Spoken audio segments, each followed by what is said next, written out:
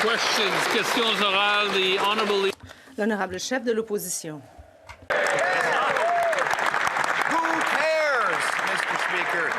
Monsieur le Président, le Premier ministre a promis de négocier une victoire avant le 21 juillet. Depuis ce temps-là, pas de deal, pas de victoire. Les Américains ont doublé les tarifs, mais le Premier ministre a fait des concessions, éliminant les contre-tarifs, le taxe numérique, même des poursuites pour le bois d'œuvre. Il n'a rien reçu au retour. Sauf qu'une chose, un contrat du président Trump pour Brookfield de 80 milliards de dollars. Est-ce que l'argent pour son entreprise, c'est la victoire qu'il a promis de négocier? L'honorable ministre responsable du Commerce Canada-États-Unis. Monsieur le Président, le chef de l'opposition sait fort bien que les Canadiens n'avaient pas confiance dans son jugement de tenir tête au président Trump et de ne pas signer n'importe quel accord qui était dans l'intérêt des États-Unis.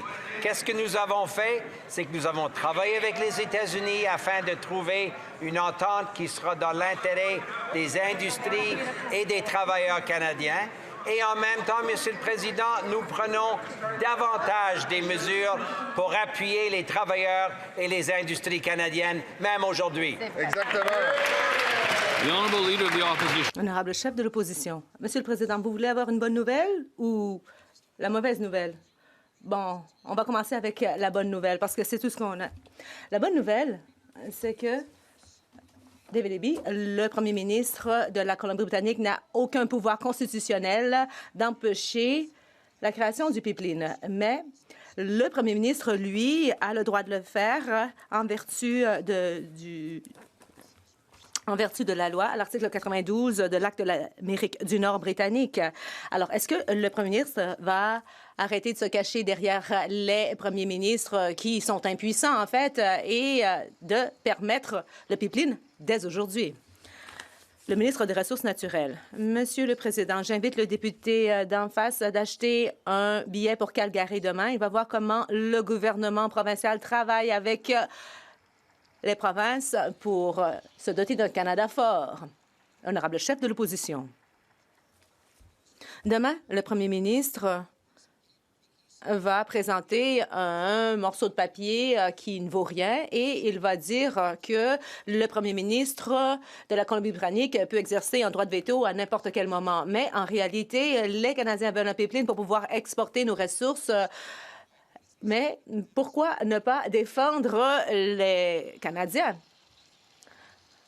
Le ministre des Ressources naturelles. Peut-être que le député d'en face peut expliquer à ses concitoyens pourquoi la première ministre de l'Alberta veut se tenir aux côtés de notre premier ministre et expliquer comment ils vont se doter d'un Canada fort. L'honorable chef de l'opposition. Hier, le premier ministre a affirmé qu'il n'avait pas le pouvoir d'approuver un pipeline. Mais en fait, à l'article 92.10a, il est indiqué que c'est une responsabilité exclusivement fédérale.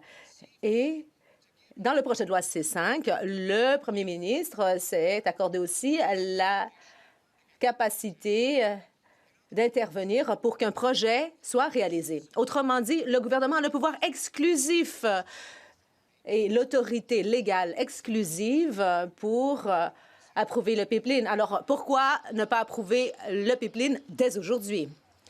Le leader en Chambre. Monsieur le Président, ce que le premier ministre fait, c'est qu'il exerce un leadership. Il exerce un leadership pour les projets d'intérêt national. Il travaille sur la capacité portuaire, sur le domaine de l'acier, du bois d'œuvre, de l'aluminium, ainsi que divers biens pour les maisons, pour les grands projets, pour que les travailleurs, qu'ils soient syndiqués ou non, de partout au pays, puissent travailler à bâtir notre beau pays. Voici ce que le premier ministre fait. Il exerce un leadership. Et qu'est-ce que le chef de l'opposition fait, lui? L'honorable chef de l'opposition. Et qu'est-ce que je fais? Je suis ici dans la Chambre des communes.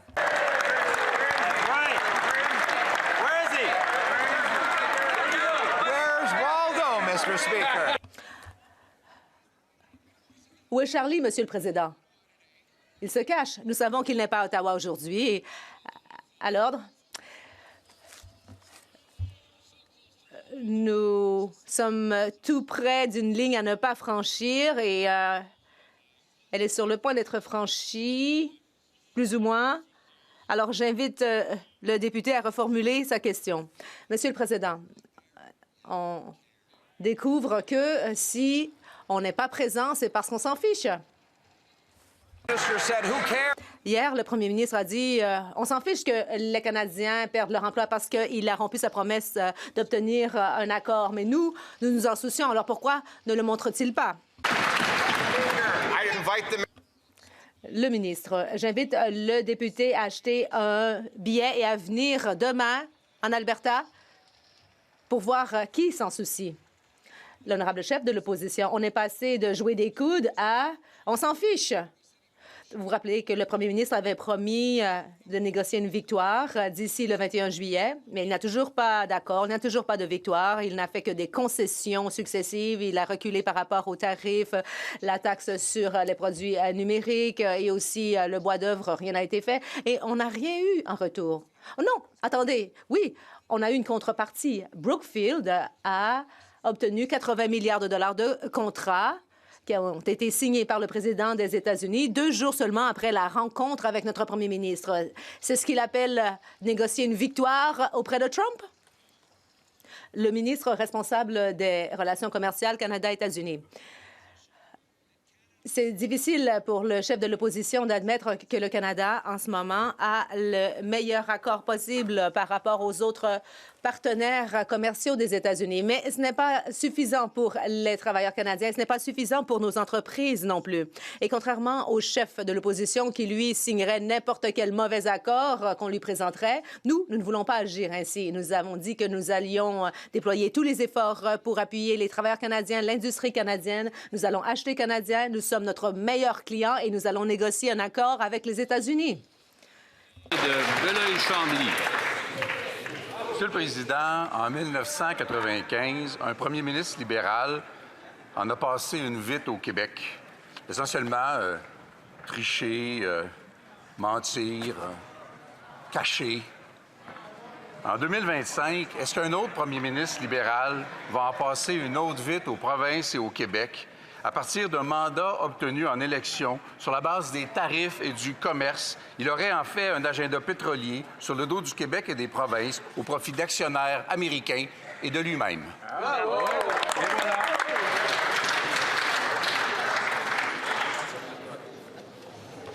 Ah, excusez-moi, la ministre de l'Immigration, des Réfugiés et de la Citoyenneté, je m'excuse. Merci beaucoup, Monsieur le Président. Merci pour cette question. Je peux vous dire, et pour tous les Canadiens et certainement pour tous les Québécois, que je ne me concentre pas sur les histoires et les chicanes du passé. Je me concentre entièrement de continuer à travailler pour que notre système d'immigration demeure intègre et attire les meilleurs talents du monde pour le Québec et pour le Canada. Aussi, en vertu de l'accord de Canada-Québec, c'est le Québec qui sélectionne ses immigrants permanents. Bravo. Honorable député de Belleuil-Chambly. Il va être nécessaire que je cible davantage ma question. J'aimerais la poser au ministre du Patrimoine canadien, ancien président d'Équiterre. Est-il confortable avec l'agenda du premier ministre qui détourne les relations internationales, les lois et les règlements du Canada, l'argent du Québec et des Canadiens pour un agenda pétrolier au détriment du climat? L'honorable ministre de l'Identité et de la Culture canadienne. Monsieur le Président, la question du chef du Bloc québécois serait peut-être plus pertinente s'il n'avait pas lui-même autorisé des forages sur l'île d'Anticosti, en plein milieu du fleuve Saint-Laurent, qui n'avait pas permis l'inversion du pipeline 9B, qui fait en sorte que maintenant, au Québec, on consomme 50 de pétrole albertain grâce au chef du Bloc québécois. Merci beaucoup, Monsieur le Président. Et son intervention serait peut-être un peu plus pertinente si, dans le cadre de nos négociations sur le budget, le Bloc québécois avait présenté une seule mesure pour la protection de l'environnement. Pas 2, pas 3, pas 4, juste une. Ils ne l'ont pas fait, Monsieur le Président. Aucune proposition pour la protection de l'environnement dans le cadre de... L'honorable député de Belleuil-Chambly. Si on avait proposé une mesure environnementale, ça en aurait fait une dans le budget. Le ministre du Patrimoine, ancien ministre de l'Environnement, encore québécois, membre du caucus libéral sous Justin Trudeau, assure-t-il solennellement les Québécois et les gens de la Colombie-Britannique sur sa parole d'honneur d'environnementaliste qui grimpe autour en Ontario qu'aucun projet n'ira de l'avant au Québec ou en Colombie-Britannique sans l'accord librement consenti de la province touchée, des Autochtones et l'acceptabilité sociale? Jamais. L'honorable leader du gouvernement à la Chambre. La réponse est oui, Monsieur le Président. L'honorable député de Charlebourg-Haute-Saint-Charles. Monsieur le Président, ce matin dans la presse, on apprend que le député libéral de Laval-les-Îles a nié avoir été impliqué dans la course à la chefferie du Parti libéral du Québec, alors que pourtant il y avait un certificat de solliciteur. Est-ce que l'honorable député est au courant que sa question doit toucher les affaires du gouvernement?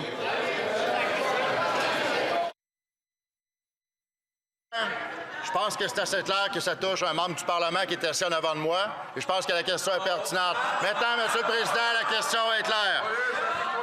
Est-ce que le premier ministre peut nous garantir qu'aucun membre du Parti libéral, du caucus libéral, n'a enfreint les lois fédérales et provinciales?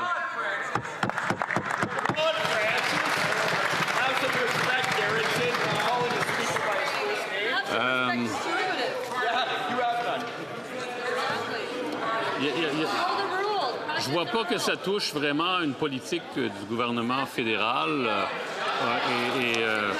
et on parle de loi provinciale. Alors, j'ai bien de la difficulté à laisser passer cette question, honnêtement.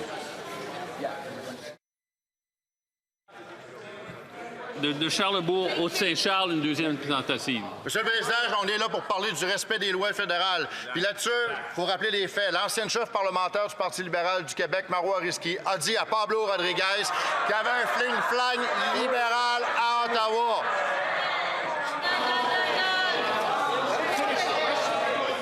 Je trouve honnêtement qu'on ambitionne un peu. Là. On s'en va chercher.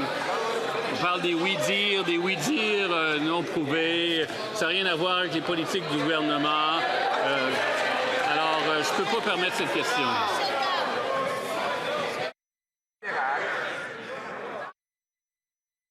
Monsieur le Président, après avoir fait du fling-flang, on voit que les libéraux veulent faire un cover-up. Là-dessus, ceci étant dit, Monsieur le Président...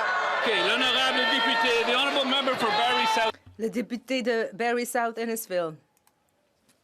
Le premier ministre affirme que les Canadiens doivent faire davantage de sacrifices et accepter une baisse de leur niveau de vie et de leur qualité de vie, tout en déclarant qu'il s'en soucie à propos des négociations commerciales cruciales avec les États-Unis.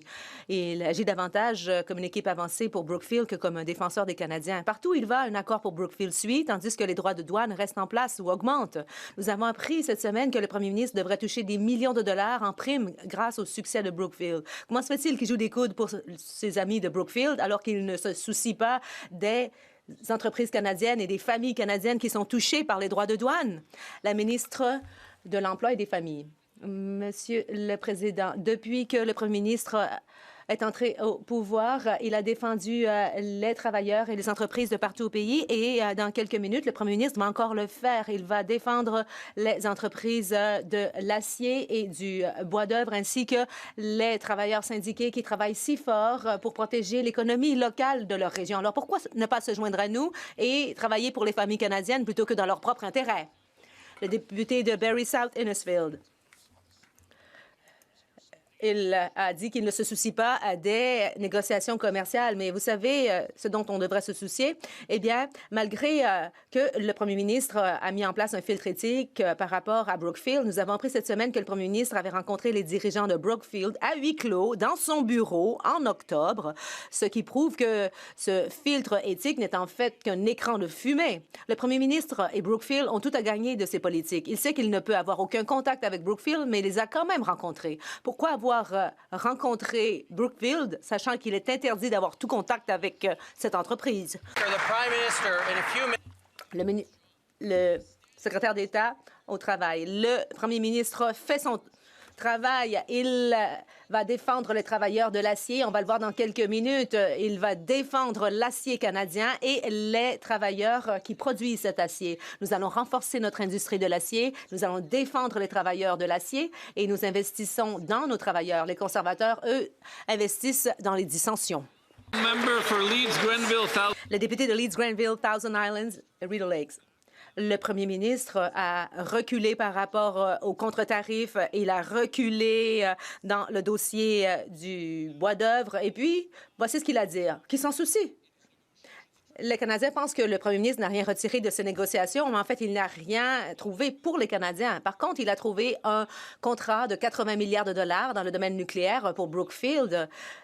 Et il va voir ses propres investissements s'accroître en valeur. Comment se fait-il que le premier ministre échange notre intérêt national pour ses intérêts financiers personnels? Le ministre du Logement et de l'Infrastructure. Merci, Monsieur le Président. Le premier ministre, aujourd'hui, va se faire le porte-voix des travailleurs de partout au Canada, de la Colombie-Britannique aussi.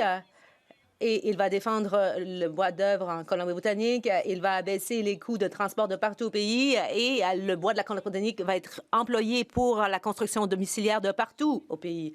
Le premier ministre défend les Canadiens aujourd'hui et nous sommes solidaires du premier ministre. Le député de Leeds, Grenville, Thousand Islands et Rideau Lakes. Le premier ministre, lui, ne défend pas les intérêts des Canadiens. En fait, il recule. On l'a vu dans le conflit du bois d'œuvre aussi. Mais il y a pire. Dans le dossier de Brookfield, nous savons qu'il y a 500 millions de dollars qui ont été accordés à l'Agence d'aérospatiale européenne. Et vous savez à qui appartient le site où les fonds seront investis? À Brookfield. C'est cette entreprise qui est propriétaire du campus. Alors, encore une fois, il travaille pour Brookfield au détriment des Canadiens, des investissements canadiens et des emplois canadiens. Alors, pourquoi ne pas faire passer l'intérêt des Canadiens pour une fois en premier plutôt que ses intérêts personnels?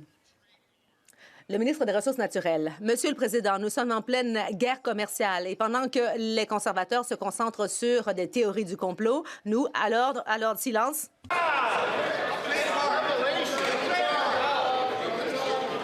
Not from the top, but, Bon, pas du début, mais le député peut poursuivre. Le ministre.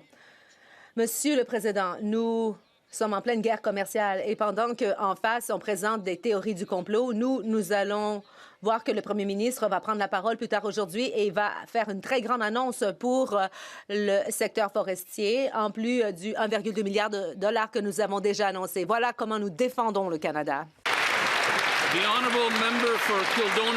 La députée de Kildonan-St. Paul.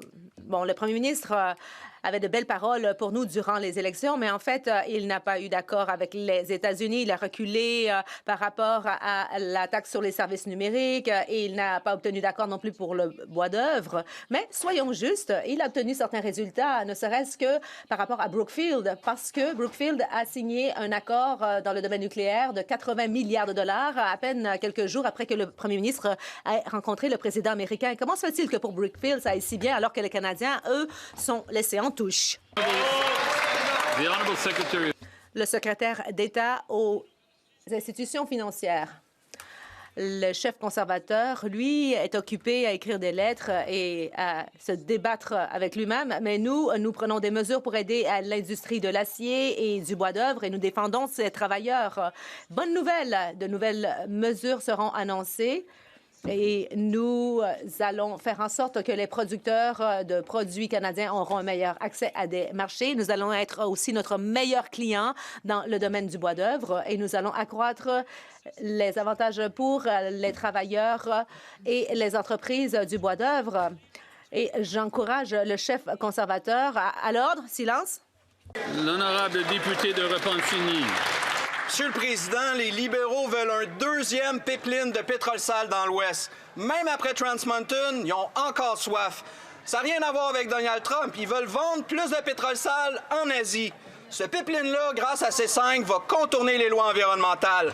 Un pipeline pour remplir des navires pétroliers qui vont briser la loi et passer en plein cœur d'une aire marine protégée. S'il reste un seul libéraux qui a encore une miette de conscience, qu'est-ce qu'il attend pour se lever debout et dire que ça n'a aucun sens?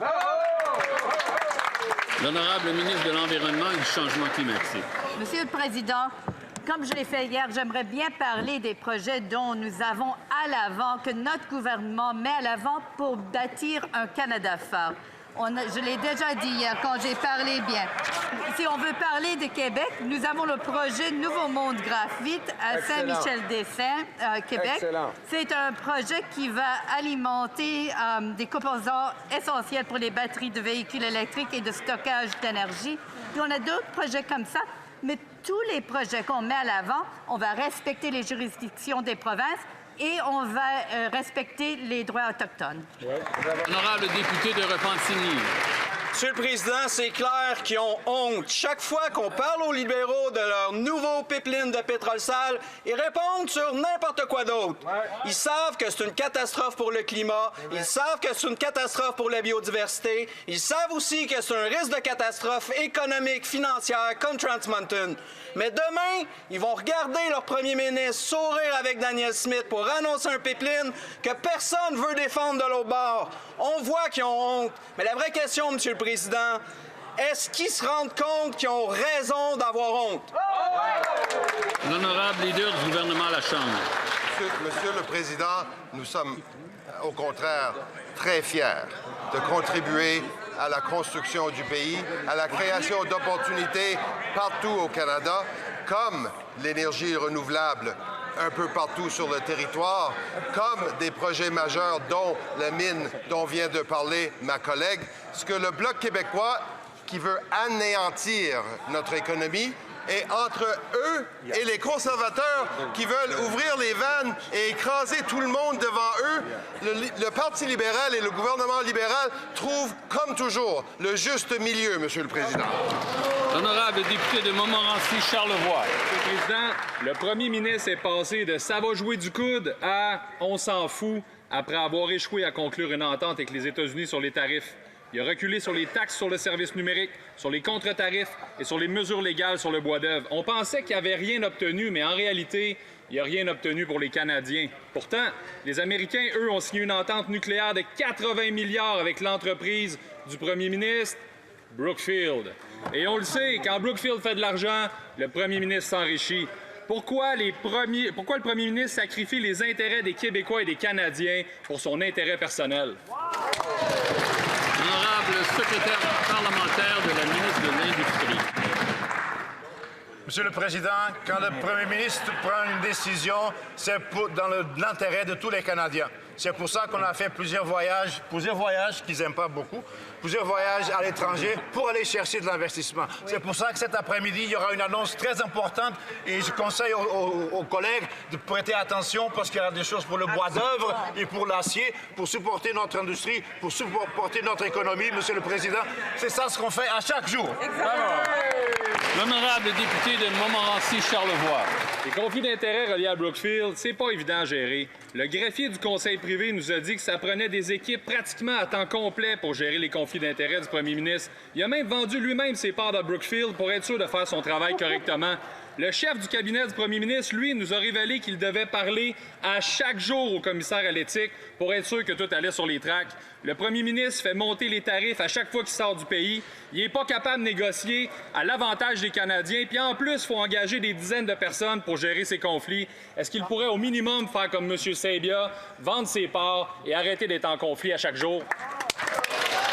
L'honorable secrétaire parlementaire de la ministre de l'Industrie. À chaque fois que le Premier ministre sort du pays, c'est pour aller générer des contrats avec d'autres pays, pour aller trouver des nouveaux marchés, des nouveaux clients pour nos produits. Le Canada a ce que le monde veut et nous allons avoir des partenaires à cet égard-là. Les conservateurs font semblant de ne pas comprendre ça, mais ils comprennent. Et ça, Monsieur le Président, c'est vraiment, je suis très triste de voir le genre de petits jeux qu'ils jouent. Ils comprennent très bien, mais ils ne veulent pas comprendre. Le député de Calgary-Crawford. Monsieur le Président, en ce qui a trait au commerce avec les États-Unis, le premier ministre est passé de jouer des coudes à « on s'en fiche ». Il a reculé par rapport aux contre-tarifs, au conflit sur le bois d'œuvre et il n'a rien eu en retour lorsqu'il s'est rendu à Washington en octobre en fait rien pour les Canadiens, parce que quelques jours après sa visite, les Américains ont signé un accord de 80 milliards de dollars avec la société du premier ministre Brookfield. Quand est-ce qu'il va tenter d'obtenir un accord pour les Canadiens et pas juste pour lui-même? Le secrétaire parlementaire du ministre des Finances. Bon, lorsque les conservateurs disent qu'ils s'en soucient, c'est comme un oxymore ou une véritable blague, parce que c'est comme l'huile et le feu. Ces deux points ne vont pas ensemble. Mais nous défendons nos industries. Nous faisons une annonce aujourd'hui même. Le premier ministre va accroître les protections pour notre marché domestique et nous allons faire une annonce aussi pour l'acier, le bois d'œuvre et nous nous engageons à acheter davantage canadiens pour que les entreprises et les travailleurs canadiens soient prospères pendant des générations à venir. Le député de Saint-Albert, Sturgeon River. Monsieur le Président, on a appris que le protocole d'entente avec l'Alberta a inclus un investissement de plusieurs milliards de dollars dans le captage du carbone avec Pathways Alliance. La compagnie qui a un lien avec Pathways Alliance, c'est Entropy, qui appartient justement à qui? Brookfield. Est-ce que ça a pris si longtemps pour conclure une entente avec l'Alberta parce que le premier ministre a pris son temps pour conclure une entente bonne pour Brookfield, le ministre des Ressources naturelles? Écoutez, je suis désolée de mener à mal leur théorie du complot, mais la compagnie en question n'est pas Entropy. Le député de Saint-Albert, Sturgeon River. Monsieur le Président, le fonds Brookfield, qui devrait rapporter des millions de dollars en prime au premier ministre, a investi 300 millions de dollars dans Entropy. Donc, face à tout cela, dans ce contexte, est-ce que le gouvernement peut garantir que l'entente négociée par le premier ministre ne va pas profiter à Entropy et donc par extension au portefeuille financier du premier ministre? Honorable ministre des Ressources naturelles. Monsieur le Président, encore une fois, nous voici avec les théories du complot. Nous voulons bâtir le Canada, nous voulons travailler avec l'Alberta pour exploiter nos ressources naturelles de manière responsable, en consultation avec les Premières Nations. C'est ainsi qu'on va bâtir, pas avec des théories du complot. La députée de Mississauga Centre. Monsieur le Président, les jeunes Canadiens sont ambitieux, prêts à bâtir l'avenir du pays. Le budget 2025 prévoit des investissements générationnels dans la jeunesse, qu'il s'agisse du programme emploi d'été ou du programme d'expérience de travail pour les étudiants ou de l'élargissement des possibilités de formation et d'apprentissage. Ces programmes ne sont pas des solutions à court terme, mais plutôt des fondements pour une vie couronnée de réussite. Mon ami et collègue, ministre des Emplois et des familles, peut-il nous dire en quoi ces programmes vont permettre de transformer cette ambition des jeunes en de belles opportunités pour l'avenir? La ministre. Merci, Monsieur le Président. Merci beaucoup à mon collègue pour sa question. J'ai eu l'occasion de rencontrer des jeunes de partout au pays pour parler des investissements prévus dans le budget 2025. 1,5 milliard de dollars, Monsieur le Président, pour les programmes des jeunes de formation. Mais il y a un programme bien précis. J'ai rencontré des membres des jeunes de la circonscription de notre collègue qui m'ont dit être très emballés par le service qui a été créé pour l'environnement. Ils peuvent participer désormais à un programme où ils utilisent leurs compétences et ils sont rémunérés. La députée de Thornhill. Une fois de plus, les Canadiens découvrent que le premier ministre fait beaucoup de bruit pour rien. En fait, il s'avère que la grosse annonce concernant l'oléoduc ne va pas déboucher sur la construction d'un oléoduc. Il va organiser une réunion, établir un plan et signer un document pour peut-être un jour lancer un chantier. Maintenant, il accorde un droit de veto au NPD de Colombie-Britannique qui permet au NPD de bloquer le projet. Le premier ministre est à Ottawa. On sait qu'il a des problèmes avec son caucus là-dessus. Et maintenant, il est élu de la seule question que se posent les Canadiens. Hier, est-ce que c'était le début d'un vrai oléoduc ou juste le dernier épisode de la saga? On annonce maintenant, mais on ne livre jamais? Le ministre des Ressources naturelles. Monsieur le Président, j'invite le député à acheter un billet pour se rendre à Calgary. Demain aussi, elle pourra voir pourquoi la première ministre de l'Alberta croit que les choses n'ont jamais été aussi positives au Canada. La députée de Thornhill. Monsieur le Président, ce n'était pas la réponse qu'ils nous ont donnée hier. En fait, ce n'est pas ce que le gouvernement a dit du tout lorsqu'il a accordé à la Colombie-Britannique le droit de veto. Peut-être que les libéraux doivent revoir la Constitution parce que l'article 92 leur donne explicitement le pouvoir de construire des oléoducs, que ça plaise ou pas à David Eby. Et ils nous ont demandé aussi d'adopter le projet de loi C5 ici pour contourner leurs propres règles. La seule chose qui les retient maintenant, c'est la même paralysie lâche qui a maintenu notre pétrole de l'Alberta dans le sol et qui a réduit les salaires des Canadiens. Au lieu de se cacher derrière les premiers ministres des provinces, le premier ministre va-t-il faire une annonce aujourd'hui pour dire que le pipeline va avoir lieu? Monsieur le Président, il semble déterminé à ne pas voir quoi que ce soit se développer ici au Canada. Mais le gouvernement fédéral peut approuver un pipeline. Nous comprenons aussi que si un promoteur veut présenter l'idée au bureau des grands projets, nous aiguillerons ce dossier vers les autorités compétentes et nous consulterons les Premières Nations. Les députés d'en face ne semblent pas comprendre le processus. Le député de Calgary-Est, le premier ministre, est prêt à prendre de belles photos, mais il va sûrement donner le droit de veto au premier ministre de Colombie-Britannique pour bloquer le pipeline pour qu'il n'ait pas à le faire lui-même. L'article 92 de la Constitution dit que la compétence fédérale s'applique aux travaux et aux entreprises qui relient une province à l'autre. La seule chose qui empêche ce pipeline d'aller de l'avant aujourd'hui, c'est le premier ministre. Va-t-il s'engager à éliminer la taxe carbone pour que ce projet aille de l'avant? Le leader du gouvernement à la Chambre.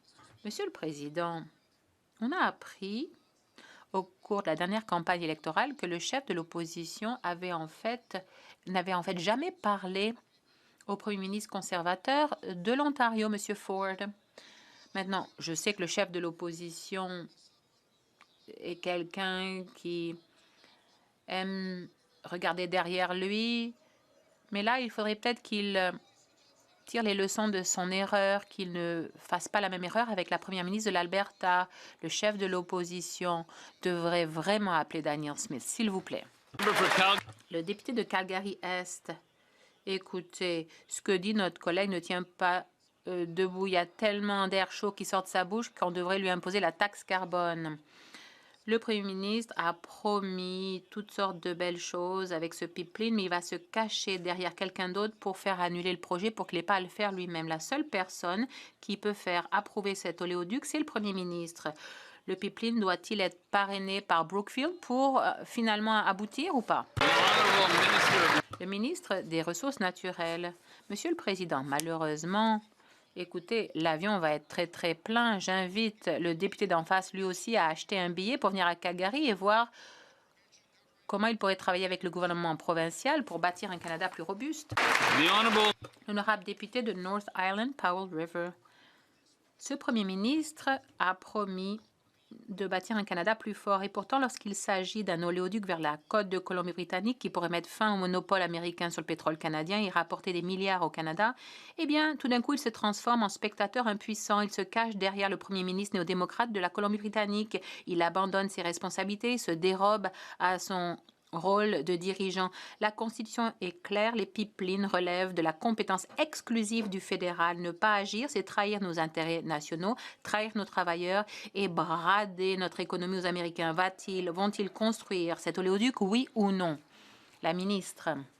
Monsieur le Président, écoutez, aujourd'hui, c'est une bonne nouvelle pour les nombreuses compagnies au Canada qui travaillent d'arrache-pied pour rester en affaires au milieu de cette guerre commerciale. Dans l'acier, dans le secteur du bois d'œuvre, nous leur venons en aide. Aujourd'hui, nous allons parler de tout ce qu'on peut faire pour protéger ces compagnies, mais aussi pour les aider à vendre leurs produits au Canada et dans le monde entier. Ces gars-là n'arrivent pas à admettre la situation pour le bien de nos compagnies. On a besoin de leur venir en aide et c'est ce que nous allons faire. Le député de North Island, Powell River. Monsieur le Président, si Brookfield proposait cet oléoduc, peut-être qu'on pourrait obtenir le soutien du Premier ministre. Soyons clairs, la majorité des Canadiens soutient cet oléoduc. La majorité des Britanno-Colombiens soutient ce pipeline. Et tant que le monde aura besoin de ces ressources, tant que le monde aura besoin de gaz et de pétrole, Tant qu'on aura ces ressources, eh bien, il faudra les exploiter ici au Canada. Pourquoi le gouvernement ne veut-il pas assumer son rôle de leader et faire construire cet oléoduc? Le secrétaire parlementaire du ministre des Finances. Monsieur le Président, j'ai une nouvelle pour nos collègues. Nous sommes au beau milieu d'une guerre commerciale et on ne peut pas choisir l'attitude ou la réponse des autres pays. Par contre, ce qu'on peut choisir, c'est ce que nous faisons face à tout cela pour protéger nos industries ici au Canada. En fait, les industries savent au Canada que notre gouvernement est là pour protéger leurs intérêts à chaque étape, que le Premier ministre soit à l'étranger pour aller chercher de nouveaux investissements ou créer de nouveaux débouchés ou faire des annonces ici avec des trains de mesures pour venir en aide à nos industries. Nous sommes ici pour aider et protéger les intérêts des Canadiens. Le député de Okanagan Lake West, Kelowna Sud. Monsieur le Président, pour ce qui est du pipeline vers le Pacifique, le Premier ministre se trouve dans un dilemme dont il est lui-même responsable. Lui, ses ministres, ses députés disent une chose en Colombie-Britannique et une autre chose en Alberta. Et maintenant, il se retrouve coincé. Et en vertu de l'article 92-10 de la Constitution, on dit que sa décision lui appartient. Donc, va-t-il décider de construire ce pipeline ou va-t-il faire des courbettes devant le président Trump et maintenir notre dépendance plutôt que de diversifier nos exportations?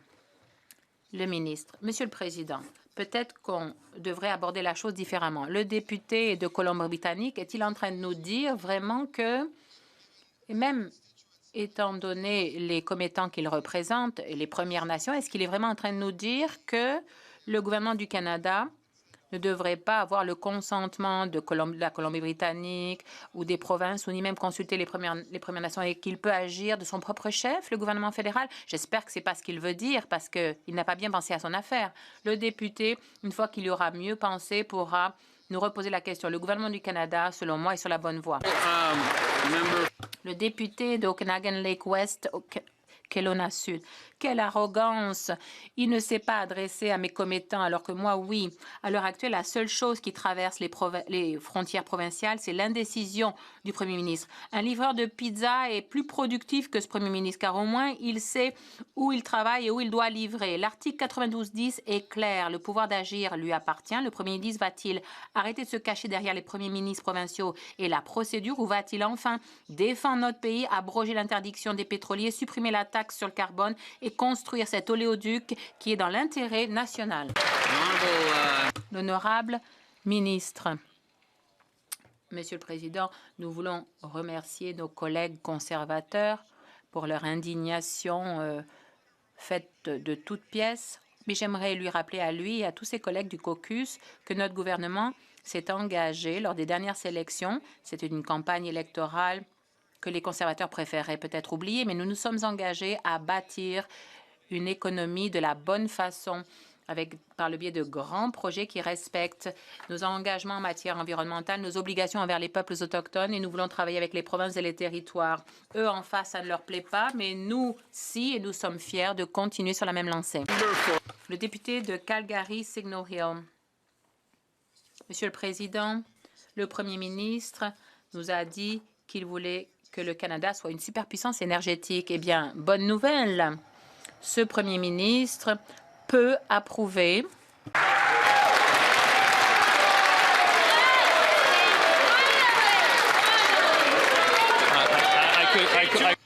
Écoutez, je peux voir, j'ai vu cela venir, mais le député peut reprendre au début de sa question.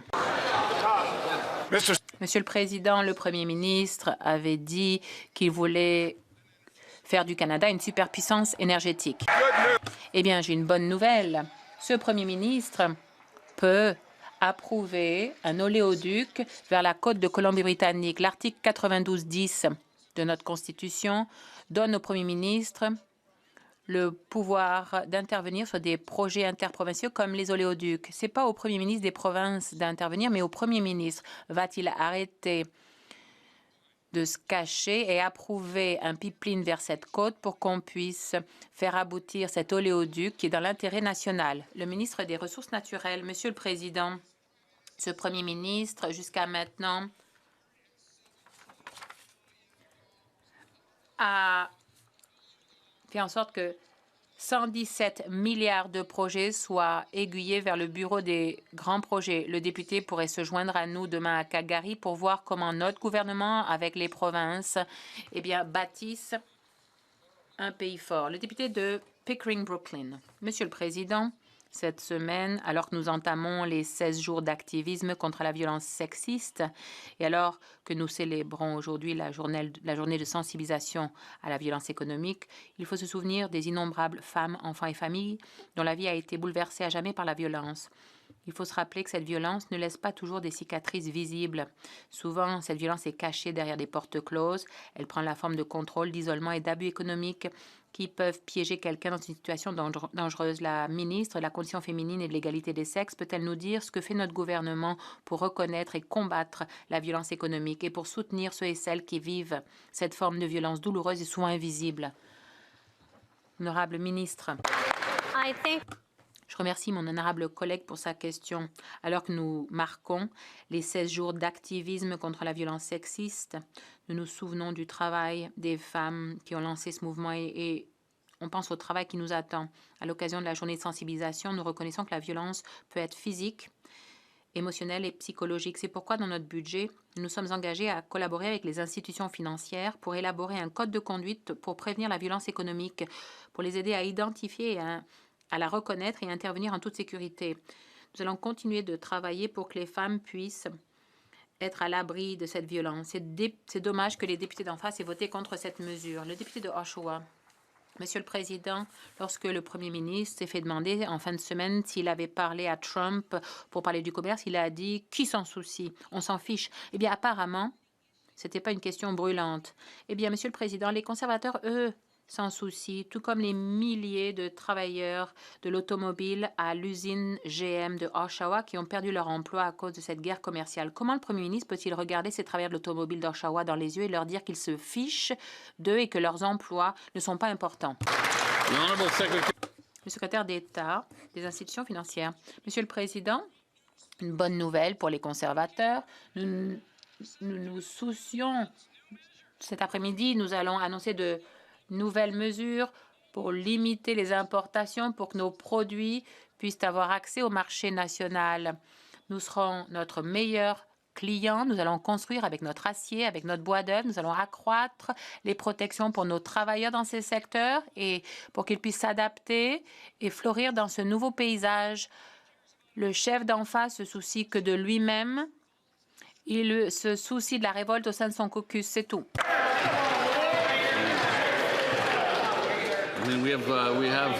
Écoutez, on a la liberté de parole ici, mais les deux côtés peut-être devraient éviter de se provoquer mutuellement, parce que ça entraîne un désordre, ce qui n'est pas parlementaire. La députée d'Oshawa. Monsieur le Président, ce qui est clair, c'est que au lieu de négocier des accords pour nos travailleurs de l'automobile au Canada, ce dont les libéraux se soucient et ce dont se soucie le Premier ministre, c'est plus de négocier des accords et des ententes pour Brookfield. Oshawa est sur le point de perdre des milliers d'emplois au mois de janvier, même si ce Premier ministre, lui, avait promis de négocier un accord favorable. C'est donc une question brûlante pour les travailleurs de Oshawa. Pourquoi est-ce que c'est pas une question brûlante pour ce Premier ministre à ce moment-là? L'honorable secrétaire parlementaire du ministre des Finances. Monsieur le Président, je suis heureux d'annoncer que j'ai rencontré le syndicat Unifor récemment, la section 222, section de l'usine de Oshawa. Eh bien, le syndicat est heureux de ce qu'Ottawa fait pour venir en aide aux travailleurs. Pas d'entente, c'est mieux qu'une mauvaise entente, selon eux. Et ils comptent sur nous pour qu'on fasse preuve de leadership et qu'on leur vienne en aide. C'est ce que le Premier ministre va justement annoncer plus tard aujourd'hui pour ces industries touchées par les droits de douane. Nous allons appuyer nos travailleurs. Nous n'allons prendre aucune leçon des conservateurs. Le député de Niagara Falls, Niagara-on-the-Lake. Monsieur le Président, après 8 mois, ce Premier ministre est passé des coups de levée à une attitude complètement détachée pour ce qui est des relations commerciales avec les États-Unis. Mais ces commentaires ont beaucoup inquiété les gens de ma communauté, notamment les travailleurs de GM de St. Catharines qui s'inquiètent pour l'avenir de leur usine de moteurs. GM est présent à St. Catharines depuis 1929. Je peux vous dire que les conservateurs, eux, s'en soucient. Les Canadiens s'en soucient. Les travailleurs de ces usines qui dépendent donc de ces emplois, eux, s'en soucient. Donc, que faudra-t-il? Que Brookfield achète General Motors pour que le premier ministre s'en soucie enfin? Le secrétaire d'État. Monsieur le Président, écoutez, nous avons été élus en fonction d'un mandat visant à bâtir un Canada fort. Je me suis entretenue avec les travailleurs de partout au pays. Ils savent que nous sommes là pour défendre leurs intérêts. Dans quelques minutes, le premier ministre va annoncer d'autres mesures pour venir en aide au secteur de l'automobile, au secteur de l'acier. Nous sommes là pour les aider, mais au-delà, nous voulons voir grand, bâtir des projets dans l'intérêt national, des logements qui seront bâtis par nos travailleurs qualifiés. Les conservateurs vont-ils nous appuyer là-dedans?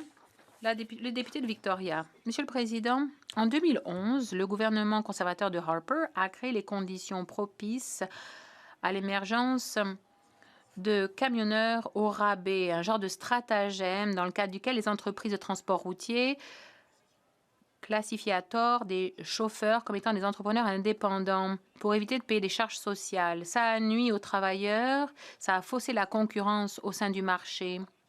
Dans le budget 2025, notre nouveau gouvernement libéral a pris des mesures pour mettre fin à ce stratagème. Le secrétaire d'État chargé de l'ARC peut-il nous dire quelles mesures le gouvernement a prises pour mettre fin à cette pratique? Le secrétaire d'État. Monsieur le Président, dans notre budget historique, nous avons investi de nouvelles ressources pour rétablir l'équité dans le secteur du transport routier au Canada, alors que les conservateurs, eux, l'avaient détruite, cette équité. Nous allons lever le moratoire sur les pénalités pour les frais de services non déclarés. Nous allons lancer un programme de conformité et nous allons élargir le partage d'informations avec Emploi et Développement social Canada. Toutes ces mesures vont mettre fin au stratagème illégal des chauffeurs ou camionneurs au rabais. Ça va permettre d'uniformiser les règles du jeu. Les conservateurs et le Bloc québécois ont tous les deux voté contre le budget 2025. C'est regrettable de voir qu'ils n'ont pas soutenu l'équité fiscale. De Louis Saint-Laurent à Kiawenrak. Monsieur le Président, on sait que le premier ministre connaît très bien Brookfield, mais est-ce qu'il connaît l'entreprise Packard? Packard, c'est une entreprise de bois brillant qui fabrique depuis des décennies des camions. Au moment où on se parle, il y a 300 travailleurs de Packard qui sont en train de perdre leur emploi. Des chefs de famille, des hommes et des femmes qui perdent leur job, Monsieur le Président. En raison essentiellement des nouveaux tarifs imposés par Trump depuis que le premier ministre est au gouvernement. Monsieur le Président, je comprends que c'est pas Brookfield, mais est-ce que le premier ministre pourrait aller voir les travailleurs de Packard et leur dire ce qu'il a dit récemment? Who cares? L'honorable secrétaire parlementaire de la ministre de l'Industrie. Monsieur le Président, ça me surprend un peu de la part du collègue qu'il pose la question comme ça. Oui, nous sommes dans une guerre commerciale, oui, qui a été déclenchée. Et ça vous surprend? Et c'est important, Monsieur le Président, de garder son sang-froid. Ne pas signer n'importe quel contrat avec les États-Unis. En ce qui concerne Packard, Monsieur le Président, nous sommes en contact avec l'entreprise. Nous allons trouver des solutions en collaborant aussi avec le gouvernement du Québec, Monsieur le Président. Bravo. Juste un petit rappel là, à travers le Président. L'honorable député de Vancouver, Kingsway. Monsieur le Président, avant d'être élu, le premier ministre nous avait dit qu'il se souciait de la crise climatique. Il voulait protéger nos terres et nos eaux. Les députés libéraux de Colombie-Britannique étaient pour l'interdiction du transport au large de la Colombie-Britannique. Maintenant, ils ont changé d'avis. Sans l'aide du premier ministre de Colombie-Britannique et des Premières Nations, les libéraux renversent 50 ans de protection. Ils bafouent la loi et mettent en péril des milliards de dollars d'activités économiques. Pourquoi sacrifient-ils la côte de Colombie-Britannique et pourquoi trahissent-ils les électeurs qui les ont envoyés ici? Le ministre de l'Environnement et des Changements climatiques. Monsieur le Président, notre Premier ministre a été très clair hier et je crois que c'était important de le repréciser. Nous allons nous assurer dans tous les grands projets qui iront de l'avant. Nous voulons travailler avec les provinces et les territoires touchés. Nous allons travailler aussi avec les détenteurs de droits autochtones. Nous allons respecter leurs positions et leurs droits. Nous allons nous assurer de continuer de bâtir un pays fort, un avenir fort pour nos concitoyens. Nous allons le faire de la bonne façon. Et donc, la période de questions est terminée pour aujourd'hui.